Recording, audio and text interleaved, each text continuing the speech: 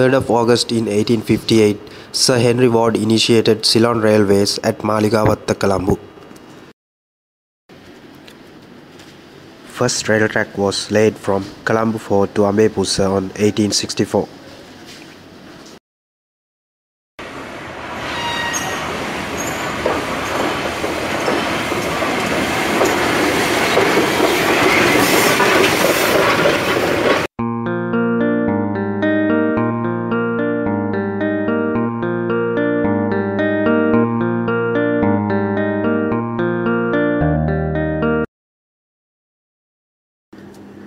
Extending tracks to hill country was much more challenging.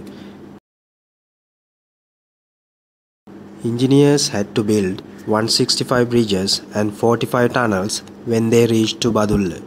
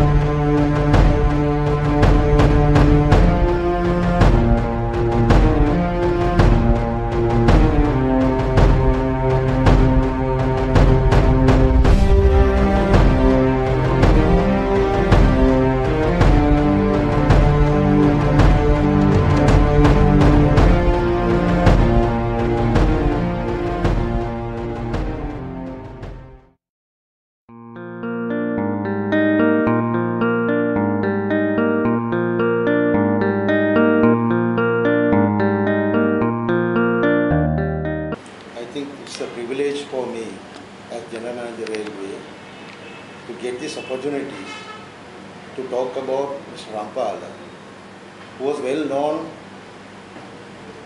by everybody in Sri Lanka, not only Sri Lankans but also internationally. Mr. Rampala joined the railway 1931 as a special apprentice, and subsequently he managed to get his qualifications up to the engineering degree in London University.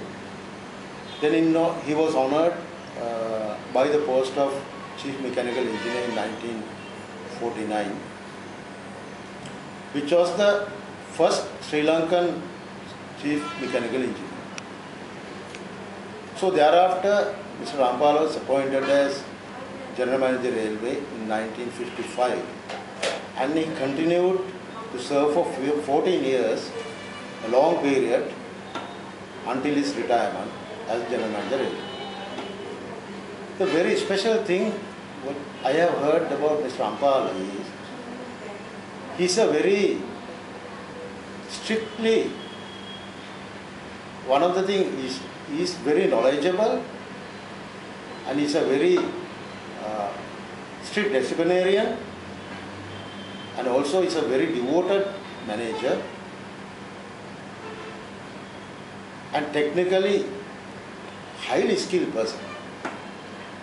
So therefore he was able to manage all the activities in the railway very efficiently and accurately. What I have heard is nobody could mislead him, because he knew all the functions in the railway very well. Therefore, by asking a couple of questions, he could identify any issue, any problem in a minute. That is a specialty. And also, I said he was a very strict disciplinarian. One story I have heard about him. For example, when he was when he was going for some duty in his car, I have heard his driver has made a mistake, some kind of a breaking a rule or something like that. So what he has done is he stopped the car and asked the driver to get off, and he started self-driving and came to office and issued the interdiction letter to his own driver. I think that example is enough for me to say how he was managing the organization.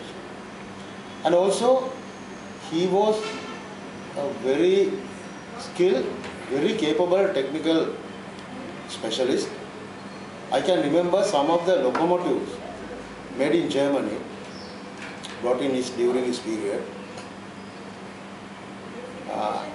started giving some troubles, technical problems. So he did a modification, it was a very successful modification. Finally, the manufacturer in Germany was surprised and he was honored.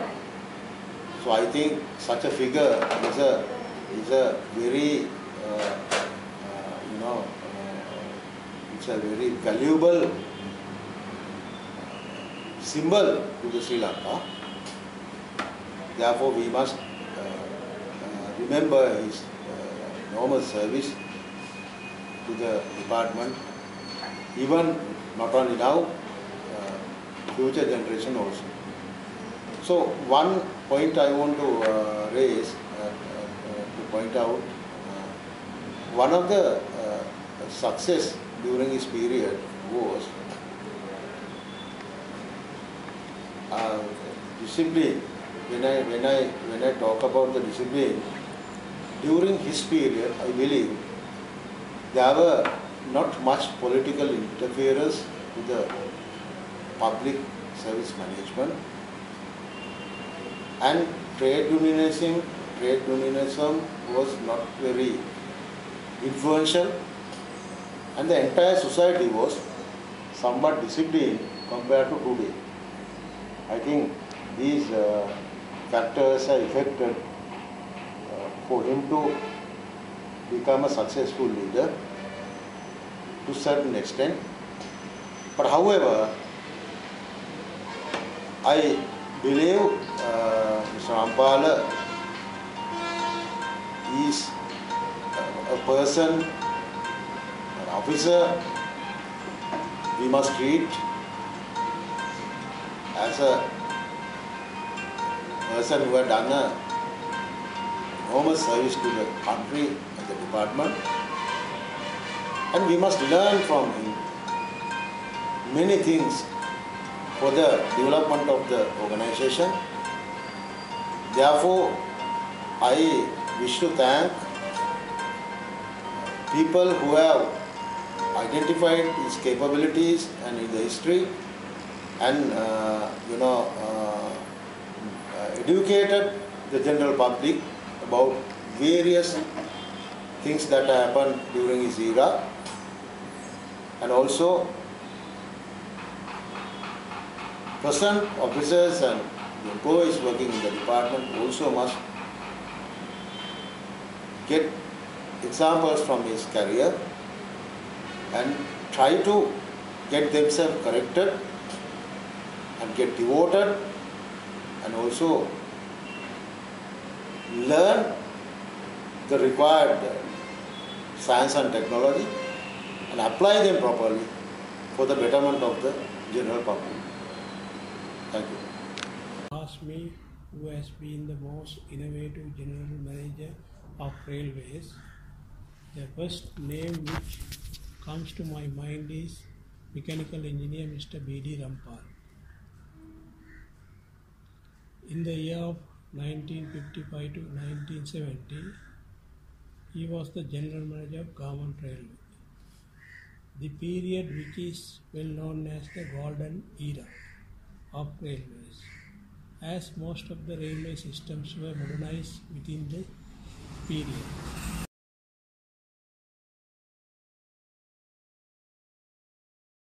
Class W1 and W2 engines were also introduced by Engineer Rampal, and some of them are still operating in good condition.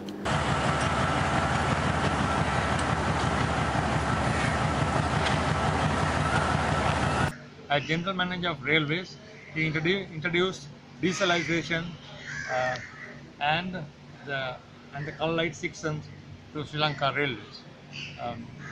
Well, it was a real success, and as you see, the color lights introduced by him, the 18 operation, the same system was operated in 1962 whilst he was in service, and it is yet in operation. As a general manager of railways, his first task in the morning is to visit the control office and go through how the train service is running and the train delays, and he followed up everything to minutely. He followed up all the delays, and that made the people in the field, especially the locomotive drivers, the guards, the station masters, and the others, to be on their toes, because they knew that the moment trains are delayed, that they will be questioned. And furthermore, he had the BBC telephone installed at his residence, so that in any emergency it could be conducted. Take for example, introduction of dieselization program, color light signaling system for urban traffic, and the switch over from Morse code to voice call communication systems. In addition to that, he was taken a step to build 2 diesel-electric locomotives known as M3 class and 10 numbers of diesel hydraulic shunting locomotives named as Y1, and all T2 class rail cars were converted to diesel power. He has also taken initiatives to build coach body outer cells locally utilizing aluminium sheets. During this golden era, most of the long-distance trains were named by him as Podimanike, Udratamanike, Samudradevi, Uttaradevi and Yaldevi, etc. His philosophy was Sirilakade Sirisapade, that he wanted to do more things within our country. Finally, I must mention that he was the general manager who initiated a separate sub-department for motive power and rolling stock in 1968.